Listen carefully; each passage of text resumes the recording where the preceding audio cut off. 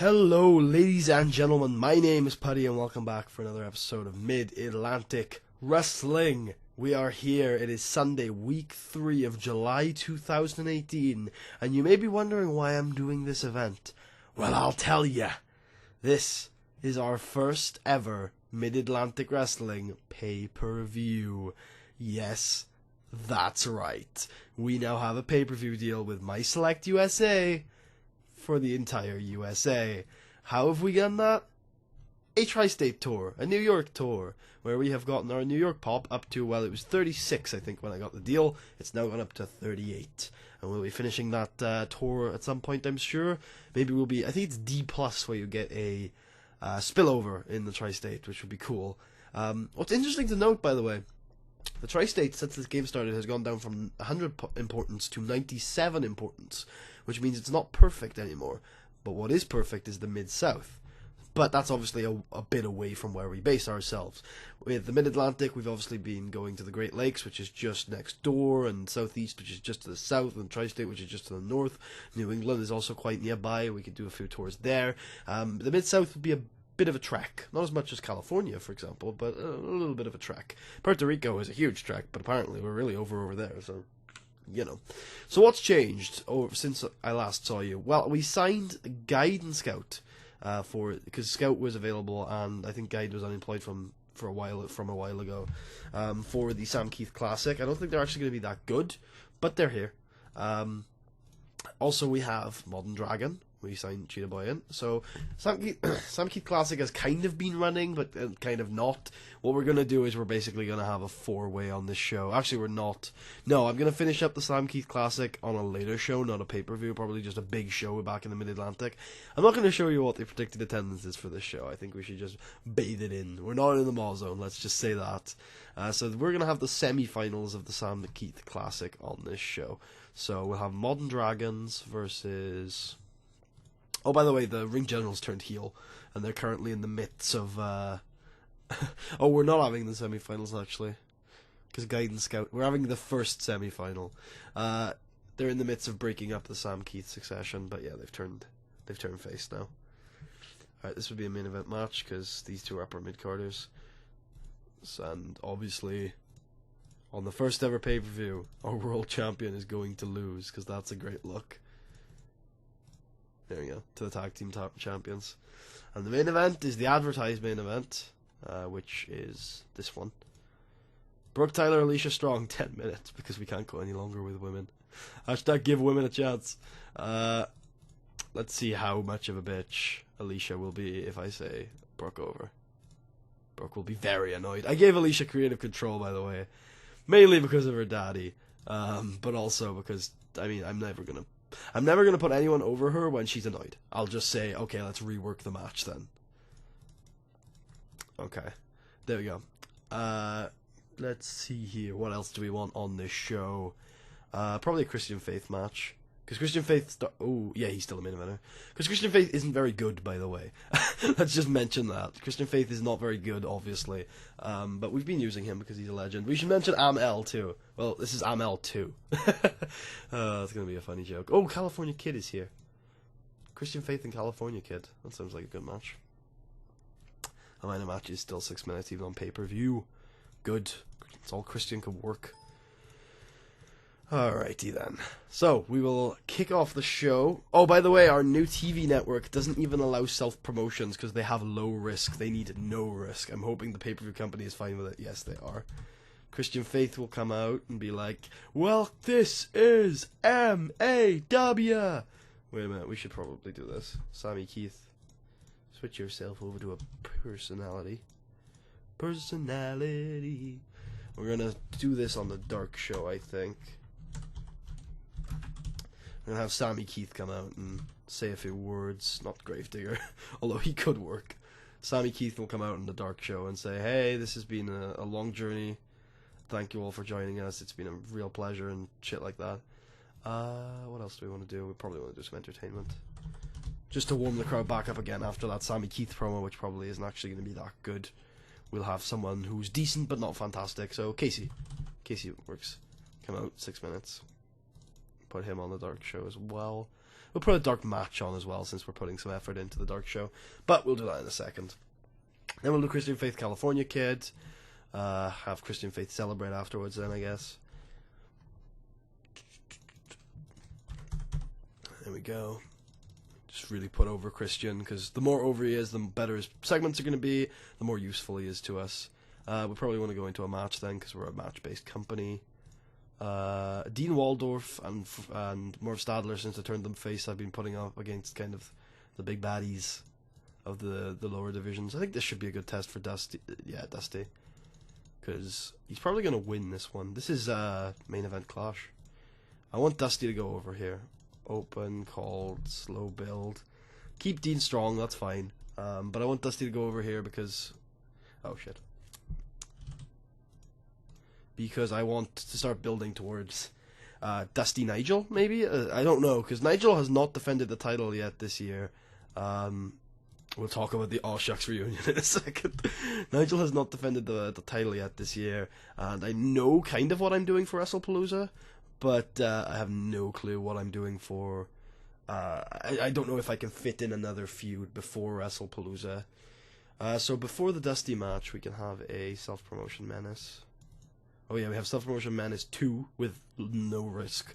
A few things I've converted to no risk, but I've also turned the TV show back into a 1 hour affair and raised the the match ratio up from 60% to 80% again, because I was having a lot of trouble booking like angles and shit around the new requirements. So I just decided, screw it, we'll just do a really match-focused show. Scout Honolulu Joseph should be a decent match. Is this 12 minutes? 10. Cool. Not Scout, Guide. Guide and Scout are really good at what they do. At least I think they're reasonable. I can't remember how good they actually are. So they should always pull off reasonable ratings. Other people to book. You might notice a lot of new faces. I've brought in quite a few people just to improve the roster. Here's an interesting one. His name is Paris Borden. No relation to Sting. Has Giant Redwood's picture. You think he's useless, right? But has a really good menace. He has decent menace. He is useless. But he has 196 for his entertainment stats. So once we get this guy over, at least reasonably over, he might be able to cut ridiculous promos. I'm not sure. That star quality is a problem. And yeah, his ring stats aren't ridiculously bad for a 21-year-old. Have I mentioned to you who Francisca Duran is, by the way? I should mention to you who Francisca Duran is after we do this match. Gravedigger is going to be useful one day, because he's got that 70 pop in Mid-Atlantic, so and he can lose to anyone. So as soon as we want to mega push somebody, and it might actually be Austin Smooth, because he's not getting over for some reason. As soon as we want to mega push someone, we can just have him go over Gravedigger, because he loses to anyone, because he's us. But we should put Austin over someone here to see if he can get any pop at all, because he's winning matches, but he's stuck on 17. I just have no clue how to get him over. Miller won't complain to losing to 4. Hey, it's the future. This could be a WrestlePalooza main event one day, eh? Okay. Yep, Miller's not complaining, which is good. And then we want to do Ernest, or should we do a big 6-man? I should save that 6-man I had in mind. We should do 2. We'll do 6. We'll do 2 6-mans on this show. We'll do Fro, not Francisca Duran, who I do want to show you guys. Frosure, Amel, and Honolulu Joseph versus definitely the Good Old Boys. Oh, are they booked? Oh, there we go. The Good Old Boys and singles heels like Paris Borden, for example. This will probably be a squash of some kind. Make it 8 minutes because I think there's some... Okay, yeah. Just don't leave this in the workers' hands. You know who's going over here. All for wins.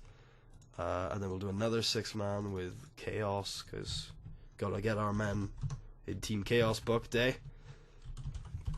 Deuce Deadline taking on the Aces of Mayhem, of course, who I've barely booked this year. And Marv, since Dean's booked in another match too. And plus, yeah, Marv and Team Chaos have had their run-ins in the past, even though they were both heels. Ernest over, because lol, Ernest wins. And then a 6-woman tag, if there's enough heels, which there is, with Fuyuku, Lauren and Maribel, because they're the good ones, versus... We'll keep Joanne out of this, we'll have her cut a promo. The Brendan sisters, and Francisca Duran. Okay, Francisca Duran, if I haven't mentioned in the past, is ridiculously good but lacking some psych. Look at those stats. Those are ridiculous. All of this is ridiculous. She's obviously a future star, and to my delight, she is not psych capped. So she's on the New York tour. Hopefully she'll gain a decent amount of psych from that. She gets to B- psych. I swear to God, she's a superstar. Ugh, she'll be amazing. Especially now that we're starting to roll into a pay-per-view schedule. Which should mean getting her over shouldn't be too difficult. 3v3 women. Okay, now before these matches we kind of need some angles. We don't need them, but we will have them. I'm going to do a pre-match singles entrance for Alicia, who's gotten super over. I know I mentioned this last time. She's gone down a bit since last episode, but she's rounded out a bit more, and the Tri-State Tour has kind of been all about her. So yeah, she's doing pretty well at getting herself over. Obviously, I don't want a 4-minute entrance for her because that way it won't overshadow the match, at least theoretically. Oh, we should also put a crash match in here. Any squash guys not working, aside from, of course, Animal, who could do it if need be. Yeah, we'll do Animal. Animal, you can work Louis Vesey, who doesn't have a picture, by the way. Yeah, not the greatest. I've signed a couple people just because of their, they've got uniquities to them. Like, they're good entertainers, or they've got a lot of star quality, or something like that. Just a couple of unique attributes to them. Alright, so elaborate strong entrance, and then I want to have a Raven Robinson promo, alright? So, we'll do self-promo for Raven. Oh, wait, her name's not Raven Rob. Yeah, it is Raven Rob. What's her name? Oh, Joanne Rodriguez. Raven Robinson. Don't we have her? No, we didn't sign her. She's retired. We have Joiro, who is Raven Robinson's protege. Okay, sorry. That might be the first time in this series I've got confused between those two. And I'm actually kind of surprised it's only the first time. Alright, so I've been doing a bit of a... let's explain this now. I've been doing a bit of a storyline with Frosure adopting American Elemental under his wing. I don't think I'm going to explain it yet.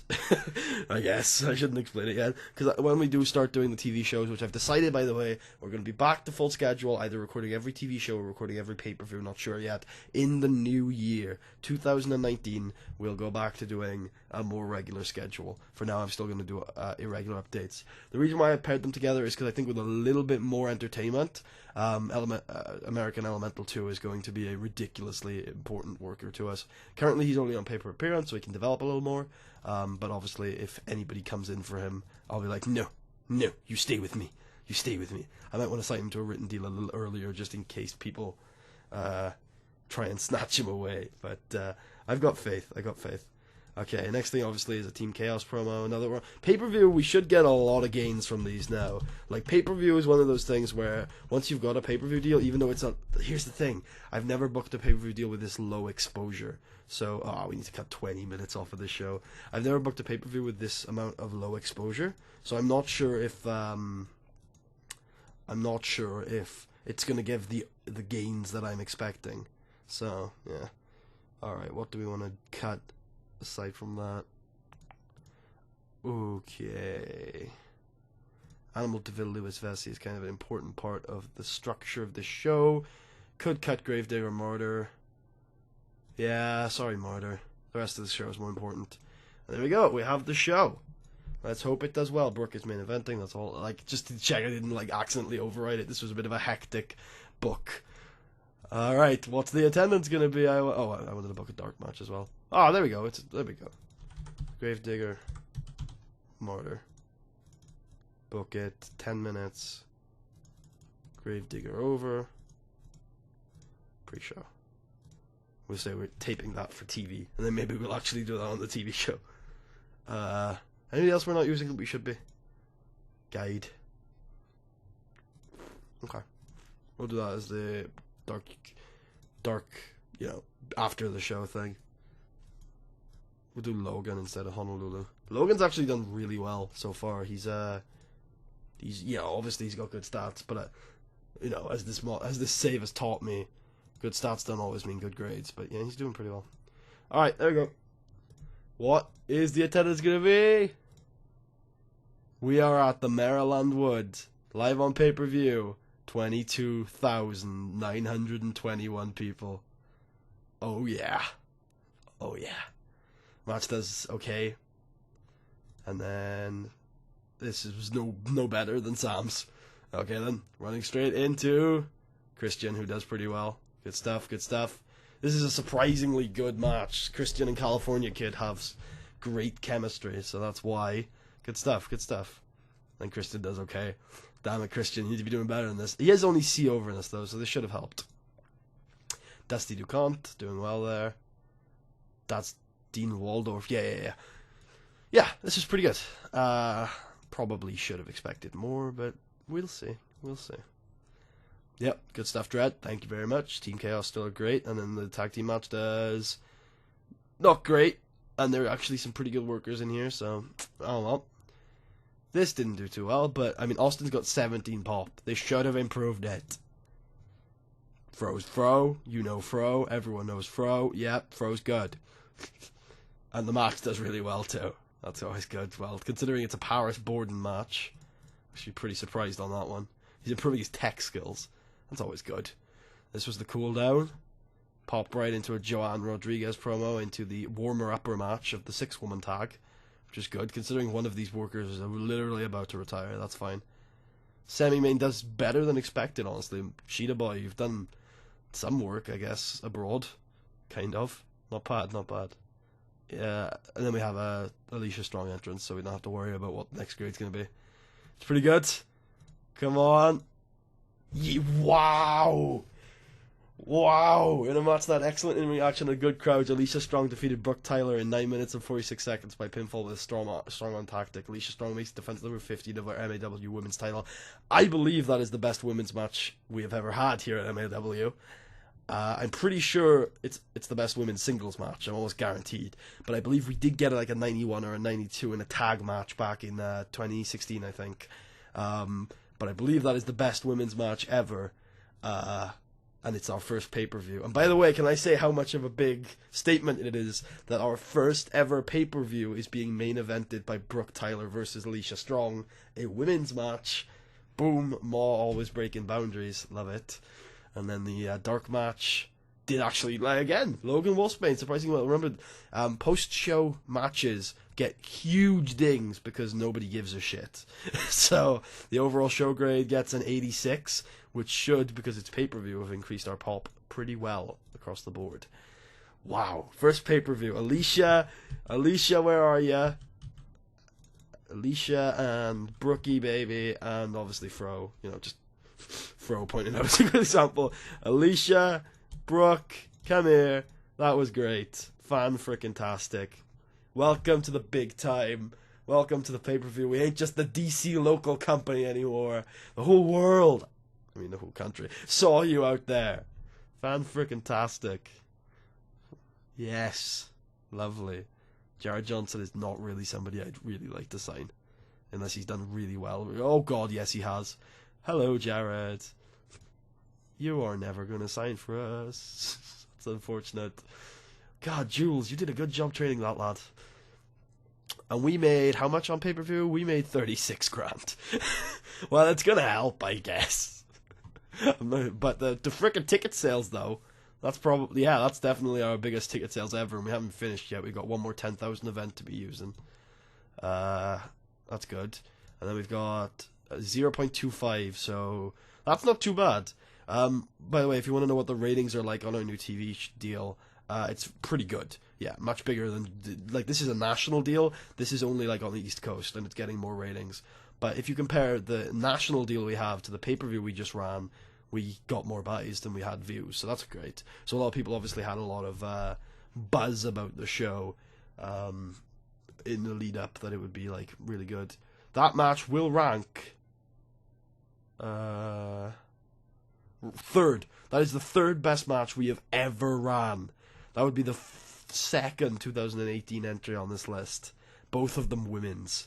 Shows how much the women have completely stepped their game up this year. Strong Fight Night 1, Strong versus Tyler. Yeah. Big match to debut the pay-per-view brand with, eh? How about Cult? How about our pop? I think it increased by 1 everywhere, right? Yeah, definitely in the tri-state. Yeah, so that's good. What about let's auto push the roster and see how our big stars did with that exposure. Let's see, Ernest is second now, by the way. That is a big pop jump, I think, for Ernest. Yeah, definitely. So, as you can see, pay-per-view deal, big boost for people like Ernest. Now a bigger franchise player in this dinky little promotion than Christian Faith. That's good for Ernest, especially with like what I've got planned for him this year. Yeah, get in there, Ernest. And obviously, Fro is still our main man. He is now B pluses across the US. That makes him a international, screw it. He is a star. This man, the SWF, why did you not pick him? Oh god, his brawling is decreasing. Fro, no, you're not in time decline. Don't tell me you're in time decline at 27. No, but, oh, Michelle finally entered there, even though she's about to retire. Scout's on there. Guide is not, which is interesting, because that means the new wave might actually be really good. Oh, I forgot the new wave were cancer backstage. Oh, it's fine, we're still at 100. I've worked hard on that backstage this year. Let's see here. What about ML? Yep, that's a big one. That's a big increase right there.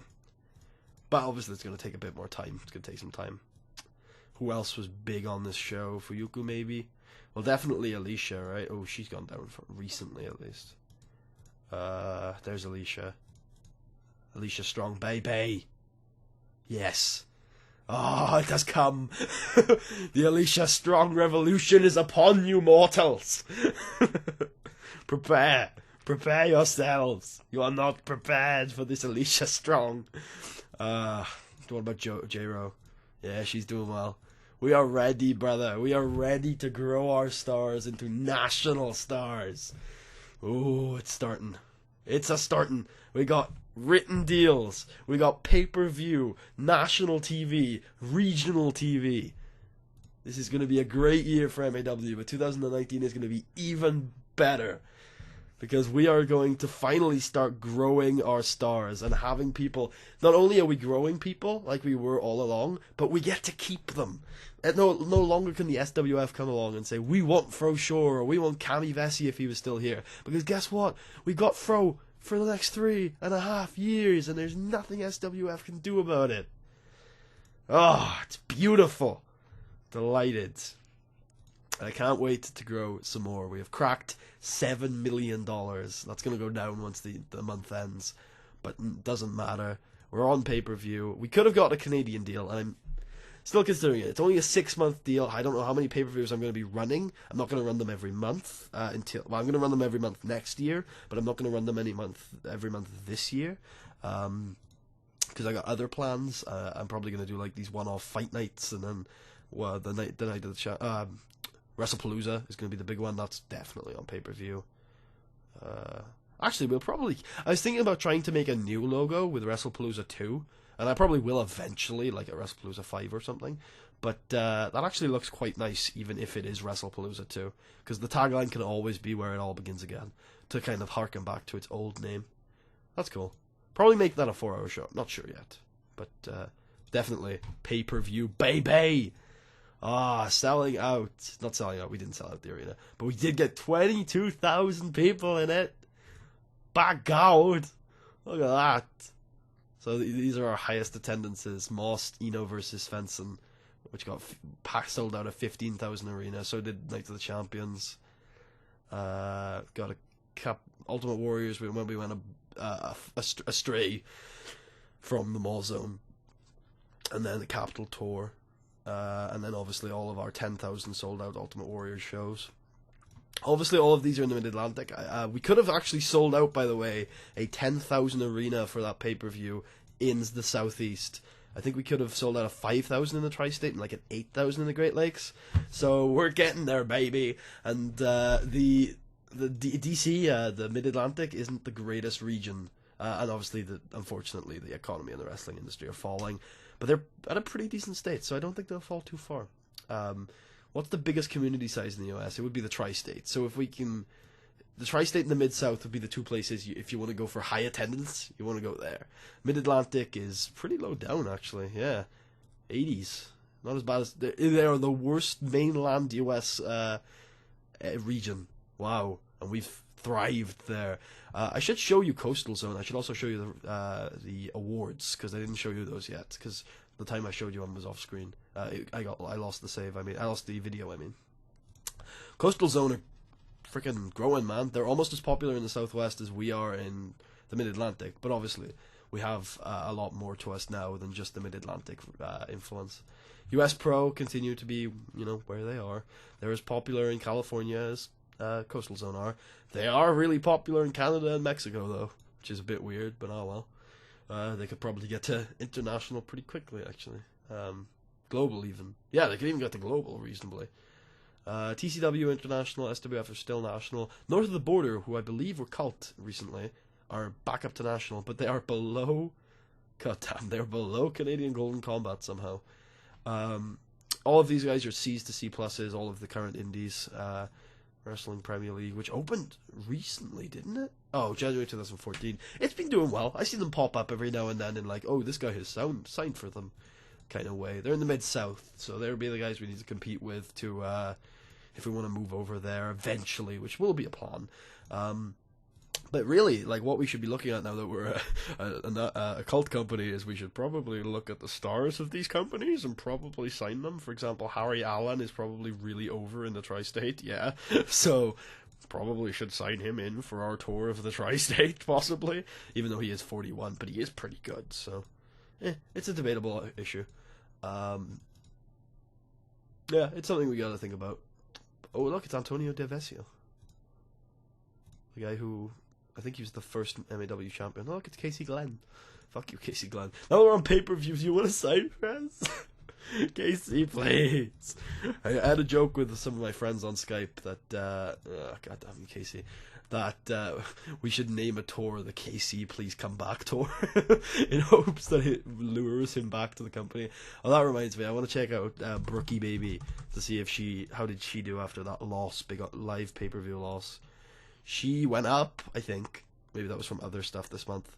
But she's definitely starting to round out in terms of her popularity across the region. Something like Ernest is a good example, I think.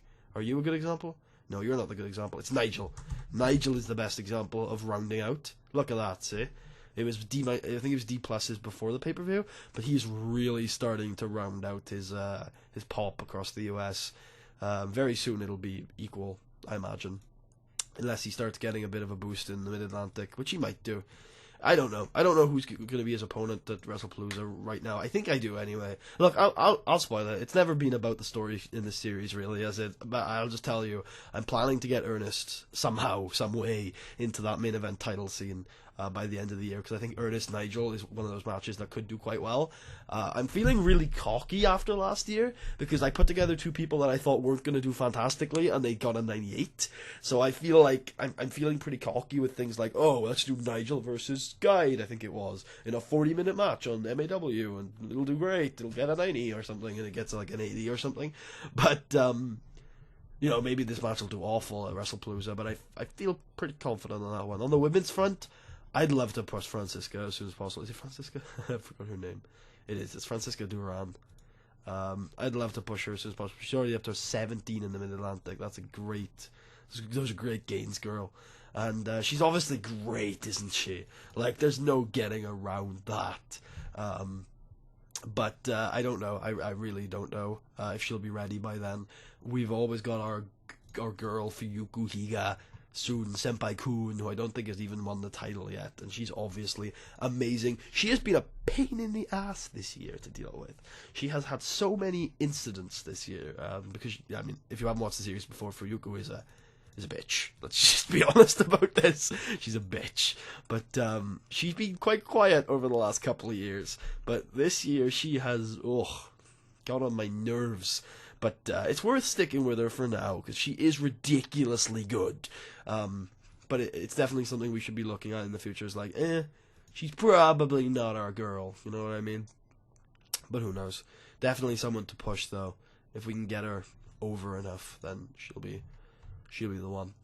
Brookie's obviously a great one. Joanne is obviously fantastic. Joanne versus Alicia is probably my main event, considering Joanne came to me last episode and told me she wanted to retire in a year, so Yeah, Joanne's probably on the list. What about Belle? Is she willing to come back? I know she's probably in time decline now. She will come back. I'm going to bring back two of the old favourites because we all... Yeah, because everyone loves Belle Bryden. Going to bring her back on a written deal. 1 year, though, to be a gatekeeper because that's what she is. We'll have her get over and... we'll have her get over and lose to people. That's kind of how it works. She's willing to do it. I said two favorites. I'm bringing back Belle Bryden and Hellcat Hernandez if Hellcat wants to come back too, because they're obviously the ones you can expect a bonus 10% per pay-per-view. Oh, you still won't do it, huh? 20%? No, huh? Okay, that's fine. There you go. Leave Wrestling Premier League. Leave them.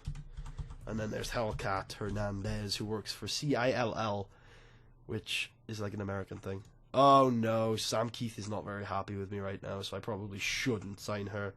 Sorry. Oh look, it's Hidekazu. 48! Holy shit. Didn't think you'd be still wrestling. Who else from the women's side of things should we be looking at? Obviously Raven. I think Raven's retired, isn't she? She is. She's color comm for SWF. It's a little surprising given that color stat. What about Gorgon? She is still wrestling, but she's in the written division at Oli. She's not even that good. What about Cherry Bomb? I think she retired, didn't she? No, she's still... Yeah, she's retired. Huh. And then obviously you've got the 5-star girls. So, let's see. Works for 5-star. Devil. She's written. Exclusive PPA. Who are the other ones? It's Yuma, right? It's Yuma Maruya, exclusive PPA, and Shiori Japansha, exclusive CPA. Thea Davis is touring. We got rid of her. I think she was a pain backstage. Lily Snyder we got in, didn't we? Yeah, she's American. Ooh, isn't she good? Oh god, yeah. Oh god, yeah, she's good. She's egotistical, ruthless, antisocial, and hesitant. At least antisocial means she probably doesn't get involved in events. Bring her back in. Written deal. Good old Lily Schneider. How old is she? She's only 28. Look at this girl. She is super over too. Did she even do anything over in Maw? She had some tag matches. Wow. Okay. Well, we did this 6-woman tag that looks Oh no, it's Jeanette. Oh no, Jeanette was in a B+ match. I didn't think she got that high. Oh no. Don't bring back the memories for me. Alright. Where are the Sensational 3? Because with this big push of women's division, I would love to bring them in for like for, you know, ambassadorial roles. Not Sensational Dragons, Sensational Ojiwara. Color commentator, written World League. World level, I mean. Color commentator? Really? You guys are weird when you choose your color commentators. We could loan her, though, I think. Thunder Hike. She's probably just as much of a bitch as her protege. Oh, no, she's actually alright. She's not as good as I remember being, though. And then, who's the other one? Oh, wait, we'll probably see. Crusher Ichihara. Who's almost certainly retired as well. Not Chris Caulfield. Nobody cares about Chris Caulfield anymore. There she is. She's retired too. She only works in Japan. But she's, you know, probably a good road agent, yeah. Ah, yes. Okay. This sounds good. I'm tired. It's been a long night of Maw. Been trying to do some shit, as you can expect, from what I've been doing. Yeah, super excited about this pay-per-view deal. It's something I've been wanting to do for a while. For obvious reasons, it's a really important part of growing. Pay-per-views are huge. In fact, at High Cult, I often run 2 of them a month, because they're usually big money makers when you're people like US Pro. But obviously, as as Maw, it's a little bit worse. But yeah, but I'm super happy with that. Best pay-per-view by right ever. I mean, how can you even argue? In terms of best events of this year, it's the best one. It's the best event this year. Yeah.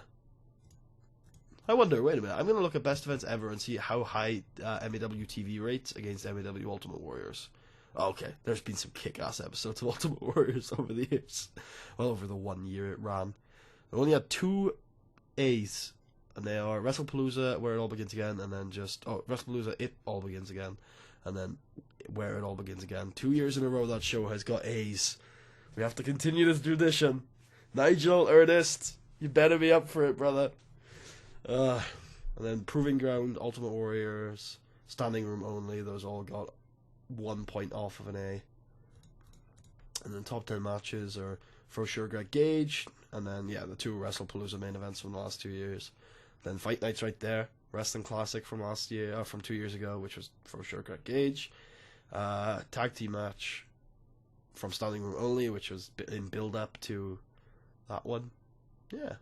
For sure, Mean Gene still on there. That cage match. Ah, memories, guys. Memories. And there you go. Rocher and Matthew Keith from the first ever season finale of Ultimate Warriors. And then the Texas Death Match from Old School Rules. Huh. Casey Glenn's on there. At least he almost got an A. He never got an A in the Fed, I like that. Tommy Cornell's on there. There's some names on this list, brah. There's some names on this list. Good lord. It's ridiculous. I like how the bottom is kind of populated by women and Casey Glenn. God damn. Some names on this list. So what's the tour look like? Yeah, these are clearly our stars. I get 2 of them. 2 of them are actually our stars. And J-Ro is obviously a huge deal. But Christian Faith is literally a nostalgia act at this point. Oh, yeah, I should check how over Christian is now. He's obviously really hurt. Did that even help? I don't even know if it did. Christian. Oh, I thought Christian might be a mistake. He'll be a road agent. He'll be a road agent. It's okay. It's okay, Paddy. Calm down. Is he any good at, like, announcing? No, but he'll be a great color commentator. Oh, God, Christian Faith. Don't make me think you were a mistake. So, I'm going to do the Sam Keith Classic off-screen this week. I'll let you know who the winner is when we come back. I don't think there's been any title changes since last time we talked. I am going to have to change this title. I don't know how or when. It's been on Earnest, actually, for over a year now. Yeah, it's been on Earnest for over a year now. No clue who I'm going to change it to. It's usually been, like, the guy who I was pushing. That's not... Austin or Miller makes sense to me. How did Austin... Here's the big test. He went up. Oh, Austin Smooth, you went up. Oh, good lord. You beautiful man. Alright, that's the start of something right there. Honolulu Joseph. Is it time for Honolulu Joseph? Jojo Honolulu. Who is not over at all, so he's probably not going to be able to do it. Gravedigger? Do we put it on Gravedigger? Oh god. Yes. Yes, we do. I'm totally putting the title on Digger. And then we can put it on whoever we want after that. Alright. That's happening. Not on tour. On the next TV show. Probably the first TV show of August. We're doing Gravedigger versus Ernest Youngman. We're having Digger go over it. Alright, well, thank you guys for watching. I hope you enjoy. If there's anything you want to know, please don't hesitate to ask me in the comments. And we should be back in the new year. I've got a little bit of OCD in me saying, no, Paddy, come back in 2020. But not sure yet. Should be back in the new year. Otherwise, thank you guys for watching. I hope you enjoyed. Please rate the video. Give it a thumbs up if you enjoyed. Check out the rest of the series. Subscribe if you haven't already. And I will see you guys next time. Peace out.